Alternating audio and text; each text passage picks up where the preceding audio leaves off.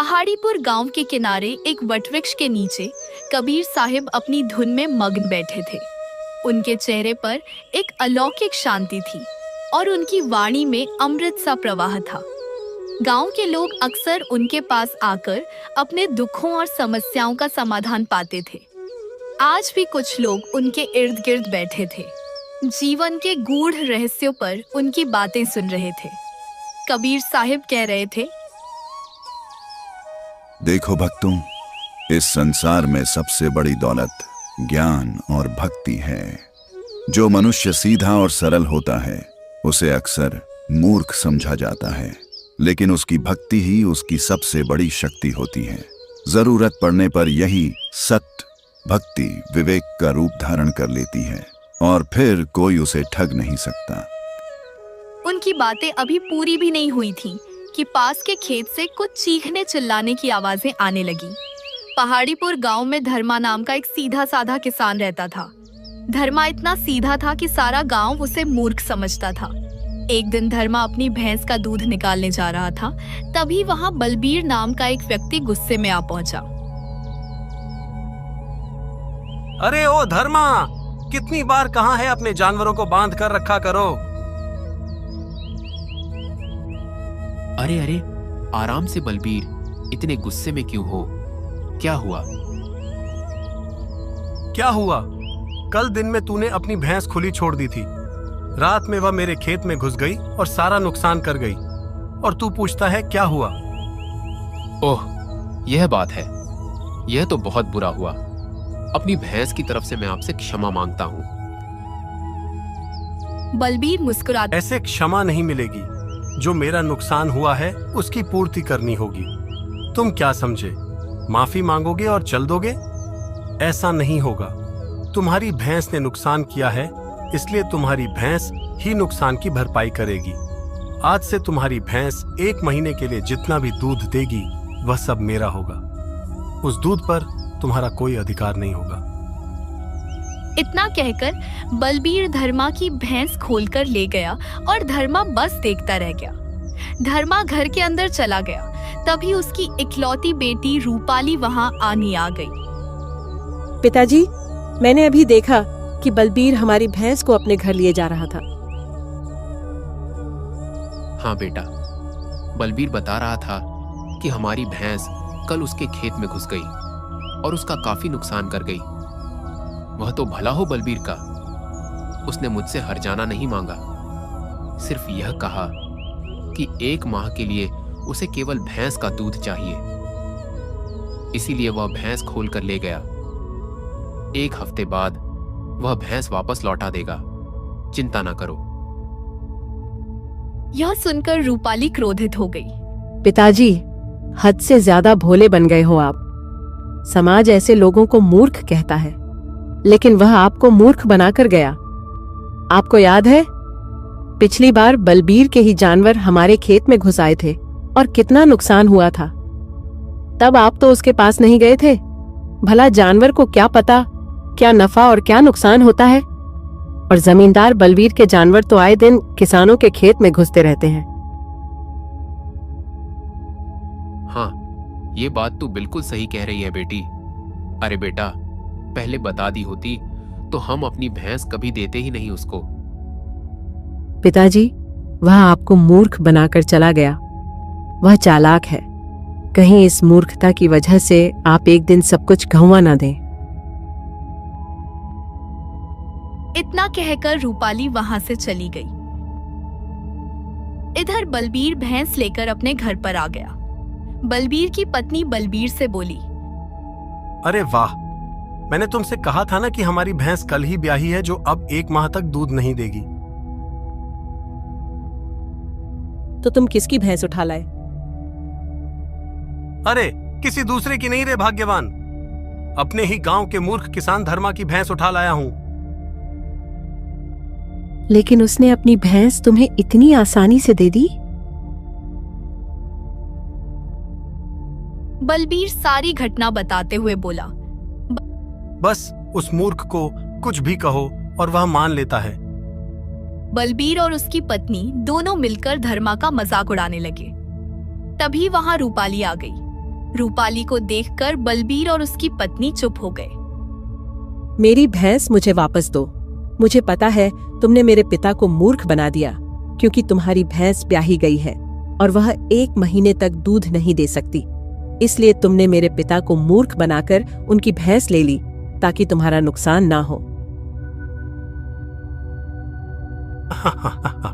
देखो भाई रूपाली, यह बात तो तुम भी जानती हो कि मैं तुम्हें भैंस वापस नहीं दूंगा, और वैसे भी भैंस मैंने तुम्हारे पिता से एक सीमित समय सीमा तक ही ली है, और जितना समय मैं तय करके लाया हूँ उतनी समय सीमा से पहले भैंस अब तुम्हारे घर पर नहीं जाएगी। बात खत्म। नमस्ते। मैं चुप नहीं बैठूंगी। इतना कहकर रूपाली सीधे वहां से निकल गई और जमींदार की हवेली की ओर जाने लगी। रास्ते में उसे गांव का मुखिया नंदकिशोर मिल गया। अरे अरे अरे अरे रूपाली बेटा, इतनी क्रोधित होकर यह तुम जमींदार की हवेली की तरफ क्यों जा रही हो? क्या बात है? रूपाली ने मुखिया को सारी घटना बताई। आप ही बताइए मुखिया जी, क्या यह अच्छी बात है? अगर मेरे पिता भोले हैं तो इसका मतलब यह नहीं कि कोई भी ऐसे हमारे घर आकर उन्हें मूर्ख बनाकर चला जाए। यह सुनकर मुखिया मुस्कुराने लगा। हाँ देखो बेटा, धर्मा को मैं काफी समय से जानता हूँ। बेचारा बचपन से ही बड़ा सीधा साधा है। ऋषि, लेकिन रूपाली, अब तुम जमींदार के पास जाकर करोगी क्या? जमींदार ने कभी सही से न्याय किया है क्या? बताओ भला। देखो, मैं तुम्हारे पक्ष में जरूर हूं, लेकिन अब चौपाल में जमींदार ने खुलेआम ऐलान कर दिया है कि अब से गांव में किसी को भी पंचायत करनी हो तो उसे उसकी हवेली में जाना पड़ेगा। अब बताओ भला, ऐसे तो मैं बस नाम का मुखिया रह गया हूं और क्या कहूं? जानती हूँ मुखिया जी, और इसी बात का फायदा उठाकर जमींदार ने सैकड़ों गरीब किसानों की जमीनों पर कब्जा भी कर रखा है। लेकिन आप चिंता मत कीजिए, मैं किसी से नहीं डरती। इतना कहकर रूपाली जमींदार की हवेली की ओर बढ़ गई। उस समय जमींदार अकेले ही शतरंज खेल रहा था। जमींदार रूपाली को देखकर बोला, हाँ, क्या हुआ रूपाली? रूपाली ने पूरी घटना बताई और कहा, न्याय कीजिए जमींदार, बलबीर मेरे पिता को मूर्ख बनाकर उनकी भैंस ले गया है। जमींदार ने तुरंत बलबीर को वहां बुलाया। कुछ देर बाद बलबीर वहां आ गया। हाँ तो बलबीर, बताओ। रूपाली तो यह कह रही है कि तुम धर्मा को मूर्ख बनाकर उसकी भैंस ले आए हो, वह भी 1 महीने के लिए। बताओ भैया, क्या यह बात सही है? अब आप ही बताइए जमींदार। धर्मा की भैंस मेरे खेत में घुस गई और नुकसान कर गई, तो अब मैं अपना नुकसान कैसे पूरा करता? मैंने तो बहुत आसान तरीका अपनाया। धर्मा की भैंस 1 महीने जो भी दूध देगी वह मेरा होगा। मैंने तो कोई हर्जाना भी नहीं मांगा, ना कोई लड़ाई झगड़ा किया। बताइए भला और क्या होगा? अरे वाह, यह तो बड़ा अच्छा न्याय किया तुमने। देखो रूपाली, मेरे हिसाब से तो बलबीर ने बिल्कुल सही किया भाई। और क्या?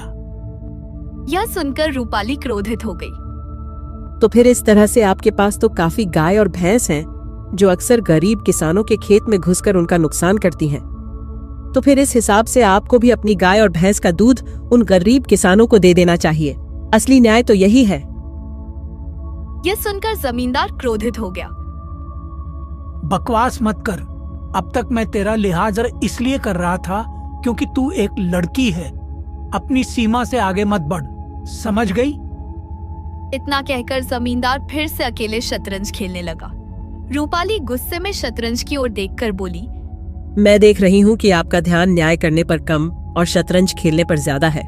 लगता है आप शतरंज के बड़े शौकीन खिलाड़ी हैं, लेकिन शायद आप भूल गए हैं कि जिन गरीब किसानों के साथ आप न्याय और अन्याय का खेल खेल रहे हैं वो इंसान हैं, आपके शतरंज के मोहरे नहीं। और वैसे भी अकेले शतरंज खेलने में क्या मजा? आपका कभी किसी दमदार खिलाड़ी से सामना होगा, तब आपको पता चलेगा कि आप कितने मजबूत खिलाड़ी हैं और असली काबिलियत भी सामने आ जाएगी। जमींदार का क्रोध आसमान पर पहुंच गया। चली जा यहाँ से रूपाली, चुपचाप चली जा, और जब कभी मन हो तब मेरे साथ शतरंज खेलने आ जाना। तब तुझे मेरी बुद्धि का पता लग जाएगा। अरे तूने क्या मुझे अपने पिता की तरह मंदबुद्धि समझ रखा है क्या? जमींदार हूं मैं, जमींदार इस गांव का, लेकिन मेरे साथ खेलना बहुत भारी पड़ सकता है। क्योंकि जब मैं खेलता हूँ तो सामने वाले खिलाड़ी का सब कुछ छीन लेता हूँ। रूपाली गहरी सोच में डूब गई। फिर एक निश्चय के साथ आत्मविश्वास भरे अंदाज में जमींदार की ओर देखकर बोली, तुम्हारी चुनौती मुझे स्वीकार है जमींदार। एक दिन मैं तुम्हारे साथ शतरंज जरूर खेलूंगी और मुझे पूरा विश्वास है कि उस दिन के बाद तुम शतरंज खेलने के कभी काबिल नहीं रहोगे। इतना कहकर रूपाली पैर पटकती हुई वहां से चली गई। जमींदार गुस्से में बलबीर से बोला, सुना रे बलबीर, यह धर्मा की पुत्री कुछ ज्यादा ही बोल गई। अपने आप को बहुत चतुर समझती है ना। देखता हूं कि क्या उसकी चतुराई उसके पिता का खेत बचा पाती है या नहीं। जाकर उसकी भैंस को हवेली में लेकर आ जा।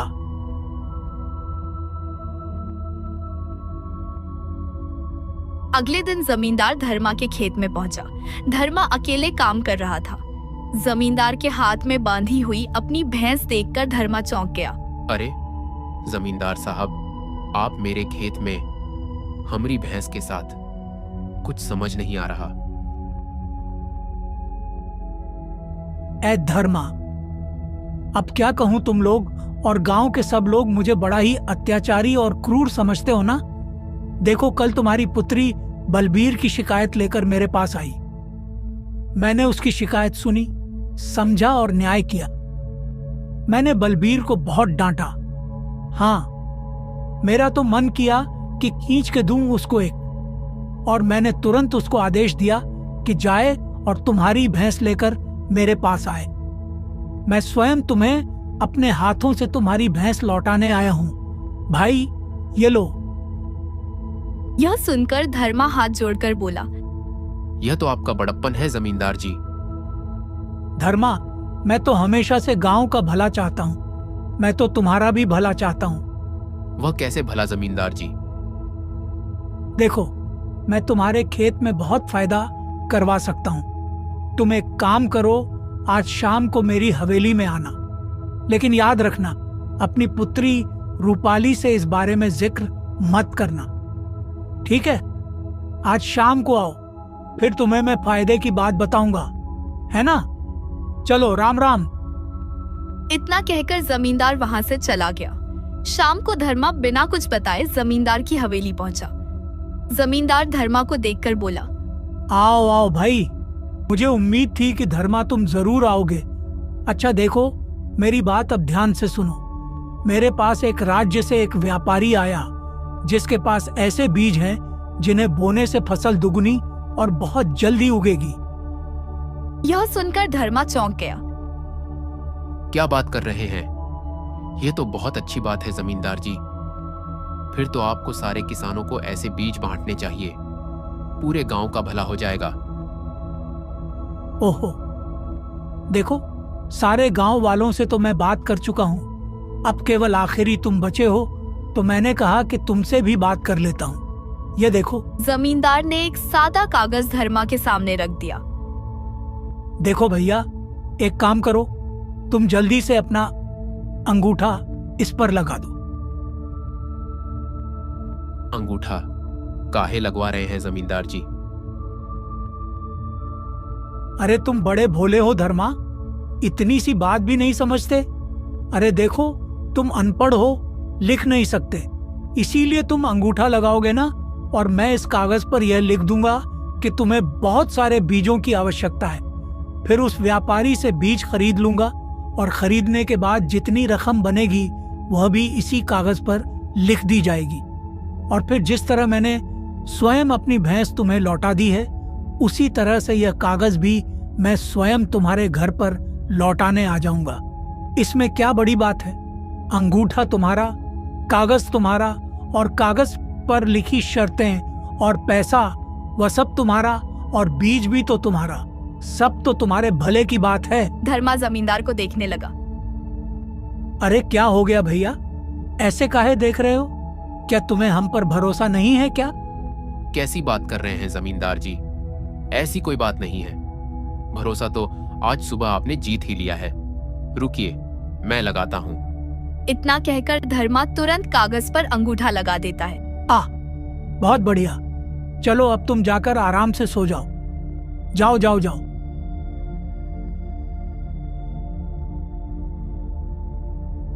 धर्मा वहां से चला गया। धर्मा के जाते ही जमींदार मुस्कुराकर बोला, अब ये मूर्ख कभी भी जिंदगी भर चैन की नींद नहीं सो पाएगा।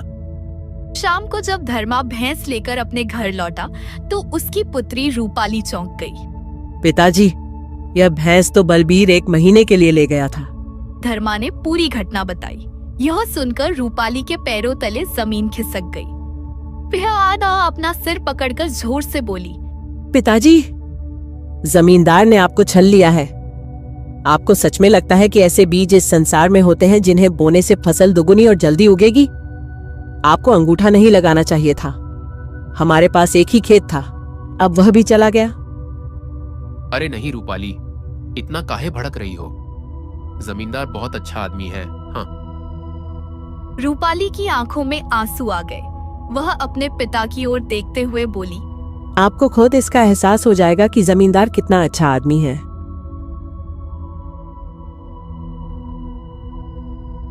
अगले दिन जब धर्मा अपने खेत पर पहुंचा तो जमींदार के आदमियों ने उसे धक्के देकर बाहर निकाल दिया। धर्मा रोता हुआ घर लौट आया और अपनी पुत्री से कहा, बेटा, तू सही कह रही थी बेटा। जमींदार ने हमको मूर्ख बना दिया। हमारी एकमात्र जमीन भी हमारे हाथ से चली गई। हम आखिरकार इतना मूर्ख, इतने भोले, मंदबुद्धि कैसे हो सकते हैं? जब तेरी मां जीवित थी ना, तब वह हमेशा हमसे कहती थी कि हम चालाकी और चतुराई सीख लें, पर हम समझ नहीं पाए कि चतुराई कहां होती है। कभी कभी तो हमारा मन करता है कि हम आत्महत्या कर लें। चले जाइए तुम्हारी अम्मा के पास। कहां होगा? हम इतने मूर्ख कैसे हैं? कैसे हैं? रूपाली अपने पिता को देखती रही और रोते हुए बोली, पिताजी, हमारा खेत ही तो हमारा इकलौता सहारा था। वह भी आपने अपने भोलेपन के कारण जमींदार के हाथों गंवा दिया। कभी सोचा है कि अब हम क्या करेंगे? रूपाली पूरी रात नहीं सो पाई।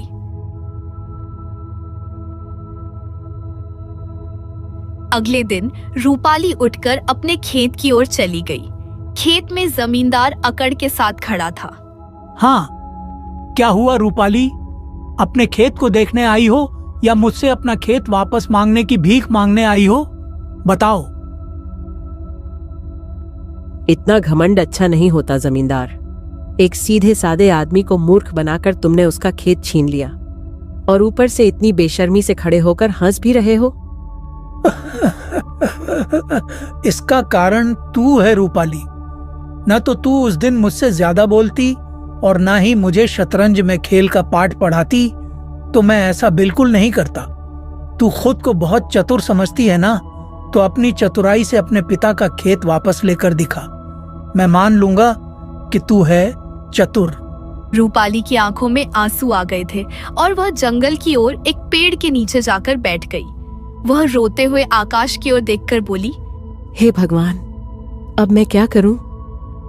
तभी रूपाली के कंधे पर किसी ने हाथ रखा। रूपाली जैसे ही पीछे पलटी तो देखा वहां एक साधु महाराज के रूप में कबीर साहिब जी खड़े थे। क्या हुआ बेटी? तुम बहुत उदास लग रही हो और तुम्हारी आंखों में ये आंसू क्यों? रूपाली ने कबीर साहिब जी को सारी घटना बताई। कबीर साहिब जी रहस्यमय अंदाज में मुस्कुराते हुए बोले, तुम तो वाकई में एक चतुर लड़की हो। तुम्हें अपनी चतुराई से बदला लेना होगा ना, कि उस वृक्ष के नीचे हिम्मत हार कर बैठना होगा। ऐसा नहीं करना है ना? देखो, अगर मनुष्य हिम्मत कर ले तो वह क्या नहीं कर सकता बेटा। हिम्मत और हौसले से वह किसी राज्य का राजा तक बन सकता है।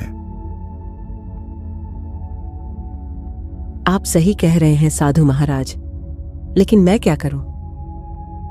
तुम सत्संग सुनो और दीक्षा लो, भक्ति करो। अपने पिता को भी सत्संग में ले आओ। संग? यह सत्संग क्या होता है महाराज? सत्संग का अर्थ है अध्यात्म ज्ञान का प्रचार, जिसमें केवल सत्य हो, असत्य ना हो। ऐसा दिया जाने वाला अध्यात्म ज्ञान सत्संग कहलाता है। जिसके विस्तार में किसी भी प्रकार की शंका जीव को ना रहे, वो ही सत्संग है, और उसे स्वयं संत या सतगुरु ही करते हैं। सत्संग का वर्णन करते हुए पूर्ण परमात्मा कबीर साहिब कहते हैं, जीव के अंदर संशय रह जाना उसे कालाहार बना देता है। अर्थात सत्संग उस परमेश्वर का यथार्थ ज्ञान देना है जिसकी भक्ति करके जीव इस भवसागर से पार होकर मोहन 84 लाख योनियों में जन्म मरण के चक्र से छूट जाता है, जिसे मुक्ति मोक्ष प्राप्त हो जाना कहते हैं। निश्चित ही अब आप ये समझ सकते हैं कि सतगुरु सत्संग का कितना महत्व है। आपका तो बहुत अद्भुत ज्ञान है महाराज जी। आप 1 मिनट रुकिए, मैं अभी अपने पिता को लेकर आती हूँ। आप कहीं जाना मत। जन्म से ही प्रारंभ हो जाने वाली प्राणी के जीवन की यात्रा, जहां उसकी मंजिल भी निर्धारित है कि उसे मोक्ष मार्ग की खोज कर उसी अनुसार जीवन की यात्रा तय करनी है, ऐसी स्थिति में सत्संग ही वो माध्यम है जहां यह पता चलता है कि हम मनुष्य जन्म पाकर क्या कर रहे हैं और हमें क्या करने के लिए यह मनुष्य जन्म दिया गया। धन धान्य सुख समृद्धि सुंदर नारी तो जन साधारण चोर बदमाश हत्यारे और कुकर्मी के घर भी जरूर मिल जाते हैं, जहां संतों की वाणी कोसों दूर भी सुनाई नहीं देती। लेकिन संत का समागम जहां परमेश्वर की यथार्थ जानकारी मिले, उनका नाम जपने का मौका मिले, ऐसा कोई विरला ही घर होता है। स्पष्ट है कि एक मौके के स्वरूप में प्राप्त हुआ यह मानव जीवन परमात्मा की शास्त्र विधि अनुसार साधना करके मोक्ष प्राप्त करने के लिए ही मिलता है। लेकिन यह बेहद दुखद है कि सत्संग के अभाव में हम ऐसे महत्वपूर्ण जीवन को 4 दिन की जिंदगी है मौज मस्ती करके सुखी होने को जीवन का आधार मानकर जीते हैं, जिससे अंततः दुख भरे भयानक परिणामों को अनगिनत बीमारियों या अन्य कष्ट के रूप में झेलना पड़ता है। मानव शरीर प्राप्त प्राणी को सत्संग के माध्यम से ही पूर्ण संत की शरण मिलती है। पूर्ण संत ही परमेश्वर का संविधान बताता है, जिसमें उसे सत्संग के माध्यम से यथार्थ आध्यात्मिक ज्ञान दिया जाता है कि यदि पूर्ण संत से नाम दीक्षा लेकर भक्ति पुण्य दान धर्म शुभ कर्म नहीं किए तो पूर्व जन्म के पुण्य मानव जीवन में खर्च कर खाली होकर परमात्मा के दरबार में जाओगे और फिर पशु आदि के जीवन ही भोगने पड़ेंगे। वर्तमान में शुभ कर्म अर्थात भक्ति नहीं की तो भविष्य का जीवन नरक होना निश्चित है, और मानव जीवन का ये बेहद जरूरी आध्यात्मिक ज्ञान केवल और केवल पूर्ण संत के सत्संग के माध्यम से ही संभव है। रूपाली और उसके पिता दोनों ही कबीर जी से दीक्षा लिया और घरे गए। रात को जब रूपाली सो रही थी तब कबीर साहिब जी सपने में आए। रूपाली को 5 मुद्राएं देते हुए कहा, रहस्य इन्हीं मुद्राओं में छुपा है बेटा। गांव वालों ने और जमींदार ने तुम्हारे पिता के भोलेपन का फायदा उठाकर उन्हें मूर्ख बना दिया और तुम्हारे पूरे परिवार को सड़क पर लाकर खड़ा कर दिया। अब तुम्हें अपनी भक्ति और चतुराई से इन्हीं 5 मुद्राओं से न केवल अपनी जमीन वापस लेनी है, बल्कि जमींदार ने जितने भी किसानों की जमीन पर कब्जा किया है उन्हें भी उनके हक दिलाने हैं। ठीक है बेटा, और कान इधर लाओ, सुनो। इतना कहकर साधु ने रूपाली के कान में कुछ कहा। रूपाली मुस्कुराने लगी। ऐसा ही करूंगी गुरुजी। इतना कहते हो बाकी ही रूपाली की आंख खुल गई। उसने देखा तो उसके तकिए के नीचे 5 मुद्राएं रखे थे। अगली सुबह वह मुखिया नंदकिशोर के पास पहुंची और जमींदार की सारी करतूत बताने लगी। मुझे इसी बात का डर था बेटा।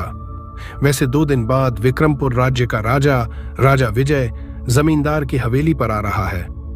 राजा विजय और जमींदार मित्र हैं, लेकिन उनका स्वभाव जमींदार से बिल्कुल विपरीत है। राजा विजय न्यायप्रिय शासक हैं बेटा। अगर तुम उनसे शिकायत करोगी ना तो शायद कुछ हो सकता है। हम तो कहते हैं तुम जाओ उनके पास। नहीं मुखिया जी, राजा सबूत और गवाह मांगता है, और ना तो हमारे पास कोई सबूत है और ना ही कोई जमींदार के खिलाफ गवाही देगा। इतना बोलकर रूपाली वहां से निकल गई और सीधे बलबीर के घर जा पहुंची। बलबीर अपनी पत्नी के साथ बैठा हुआ था। रूपाली को देखकर बलबीर चौंक गया। रूपाली अचानक बलबीर को देखकर रोने लगी और बोली, तुम तो जानते हो कि मेरे पिता कितने बड़े मूर्ख हैं, और इसी मूर्खता का फायदा उठाकर जमींदार ने हमसे हमारा खेत छीन लिया। मुझे 5 मुद्राएं दे दो। मैं कल तुम्हें तुम्हारी 5 मुद्राएं लौटा दूंगी। बलबीर गहरी सोच में डूब गया। हाँ चलो ठीक है, लेकिन कल तक मुझे मेरी सारी मुद्राएं मिल जानी चाहिए, है ना? हाँ। रूपाली को 5 मुद्राएं दे देता है। रूपाली मुद्राएं लेकर चली जाती है।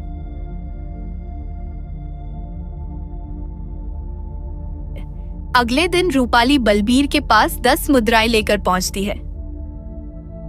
ये लो 10 मुद्राएं। हैं? ये क्या है? मैंने तो तुमको 5 मुद्राएं दी थी भाई, तुम मुझे 10 काहे लौटा रही हो? कल तुम्हारी 5 मुद्राओं से 5 संतानों को जन्म दिया तो कुल मिलाकर 10 हो गईं। इसलिए मैं तुम्हें 10 लौटा रही हूँ। इतना बोलकर रूपाली वहां से चली गई। बलबीर की पत्नी हंसने लगी। लगता है पगला गई है। सही कह रही हो भाग्यवान। खेत छिन जाने के बाद लगता है यह भी अपने पिता की तरह मूर्ख हो गई है। 5 मुद्राएं लेकर 10 वापस करती है।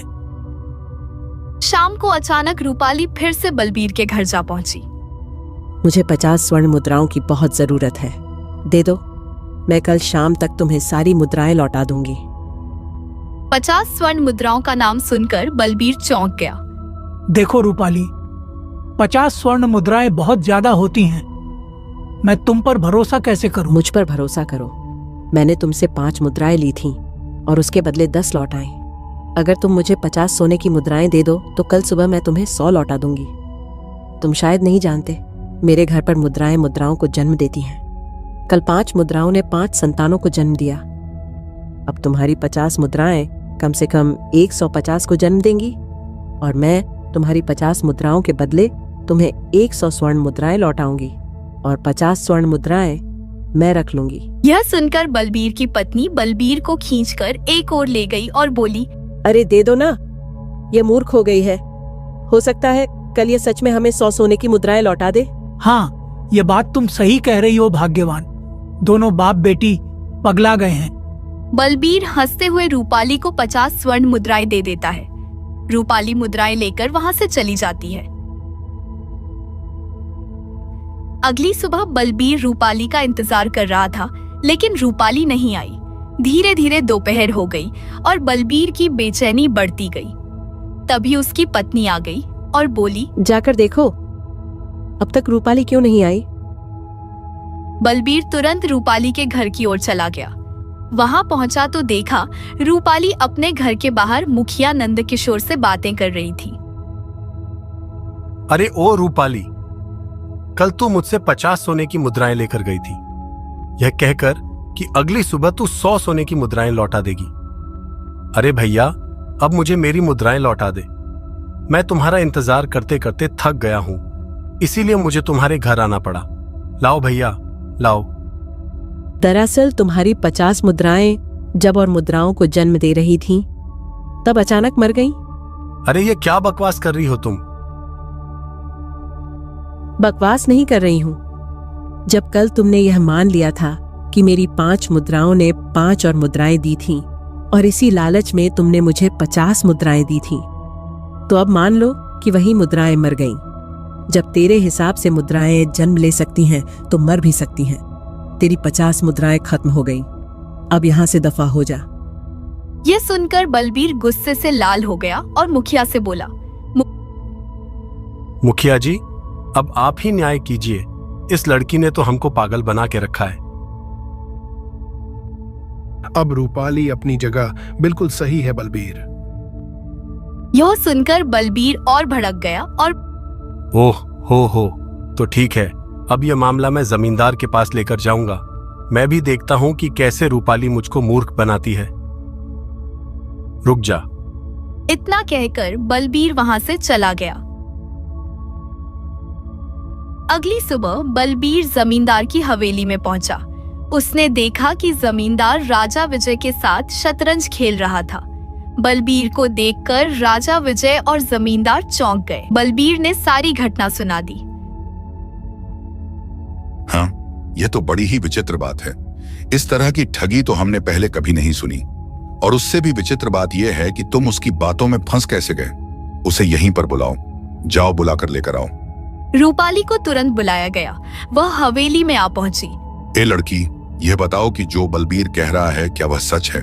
हाँ महाराज, यह बिल्कुल सच कह रहा है। मैंने जानबूझकर इसे मूर्ख बनाया है, क्योंकि इसने कई बार मेरे पिता को मूर्ख बनाया है। यहाँ तक कि जमींदार ने भी मेरे पिता को ठगा, यह कहकर कि उसके पास ऐसे बीज हैं जिनसे फसल दुगुनी और जल्दी उगेगी, और इसी लालच में मेरे पिता से अंगूठा लगवा लिया गया। राजा विजय जमींदार की ओर देखने लगा। महाराज, ये लड़की झूठ बोल रही है। एक नंबर की ठग और चोर है यह। आप तो जानते हैं महाराज कि मैं आपका मित्र हूं, खास मित्र। आप गांव के किसी भी व्यक्ति से पूछ सकते हैं। महाराज, आप राजा हैं। आप स्वयं बताइए, क्या प्रजा कभी आपके खिलाफ आपके सामने गवाही देगी? राजा विजय गहरी सोच में डूब गया। तुमने बिल्कुल सही बात कही। तो अब इस बात का फैसला कैसे होगा कि कौन सही है और कौन गलत? बड़ा आसान है महाराज।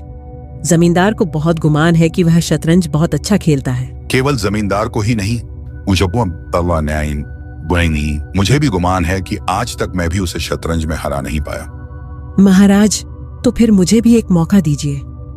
यदि मैंने जमींदार को शतरंज में हरा दिया?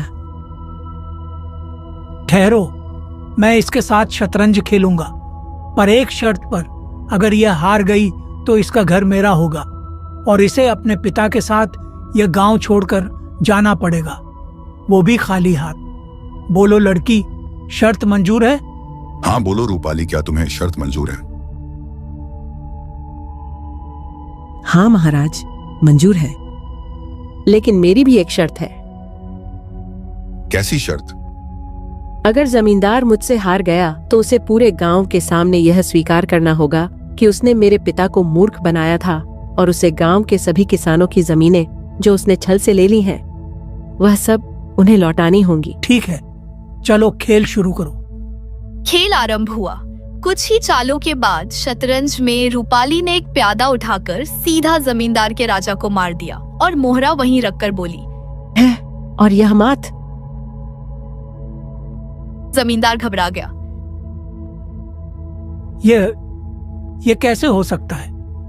नहीं नहीं नहीं, मैं कभी हार नहीं सकता महाराज। ये जरूर कुछ चाल है, इसमें कुछ गड़बड़ है।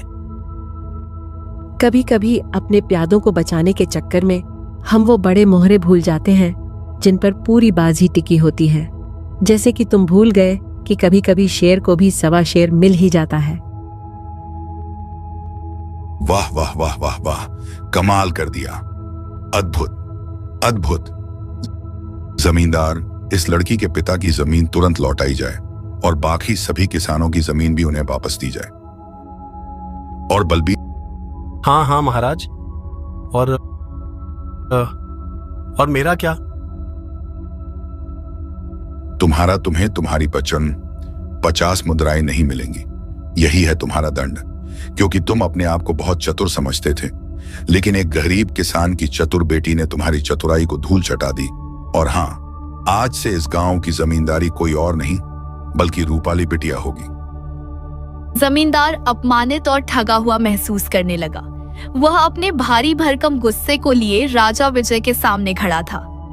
तभी रंग बिरंगी किरणें चारों ओर फैल गईं। उसी प्रकाश के मध्य से वही कबीर साहिब जी प्रकट हुए जो कुछ समय पूर्व रूपाली को जंगल में मिले थे। कबीर साहिब जी ने रूपाली की ओर देखकर मंद मुस्कान के साथ कहा।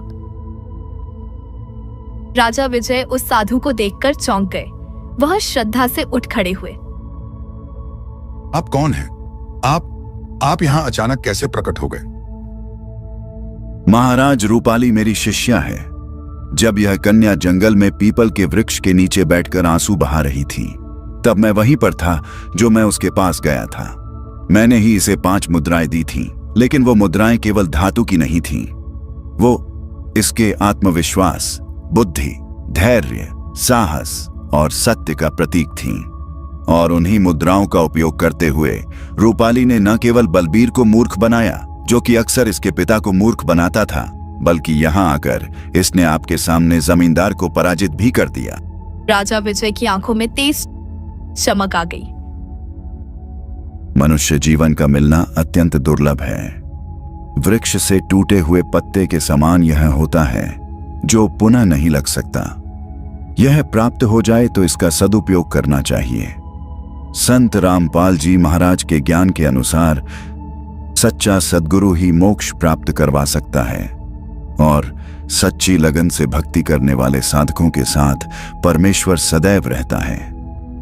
परमेश्वर कबीर की महिमा अनंत है, अपार है, और उनकी भक्ति वह बेशकीमती भक्ति है जो दुर्लभ है। कबीर साहब अजर, अमर, सर्वोच्च, कुल मालिक, सर्व सृष्टि के रचनहार, एकामात्र सर्वशक्तिमान, दयालु और सबका पालन पोषण करने वाले परमात्मा हैं। बिना सद्गुरु के इस पूरे विश्व में जीव केवल 84 लाख योनियों में चक्कर लगाता है। वह चींटी से लेकर भगवान के अवतारों तक जन्म लेता हुआ इसी चक्र में फंसा रहता है। कबीर साहेब इतने सक्षम हैं कि इस पृथ्वी के 5 तत्व, मृत्यु आदि उनके इशारों पर खड़े रहते हैं। परमेश्वर कबीर अजन्मे हैं, वे न जन्मे और न मृत्यु को प्राप्त होंगे। वे ही सर्व ब्रह्मांडों में रचना करने वाले हैं। संग सुनने के बाद सभी की आत्मा निर्मल हो गई। जमींदार और बलवीर को अपने कर्मों का आभास हो गया। वह रोने लगे और परमात्मा से माफी मांगने लगे। फिर कबीर जी से सभी ने दीक्षा ली और भक्ति करने लगे। संसार में कितने ही बलबीर और जमींदार हैं जो सीधे साधे लोगों को मूर्ख समझते हैं और उन्हें ठगते हैं, लेकिन यह भूल जाते हैं कि यह काल का लोक है, यहां बदला देना पड़ता है और किया कर्म का हिसाब भी। यह कहानी केवल एक गांव के न्याय की नहीं है, यह तो पूरे मानव समाज के लिए एक संदेश है कि सत भक्ति करो, सत्य की विजय हमेशा होती है। भले ही उसमें कितनी भी बाधाएं क्यों ना आएं, परमात्मा हमेशा हमारे साथ खड़ा रहेगा।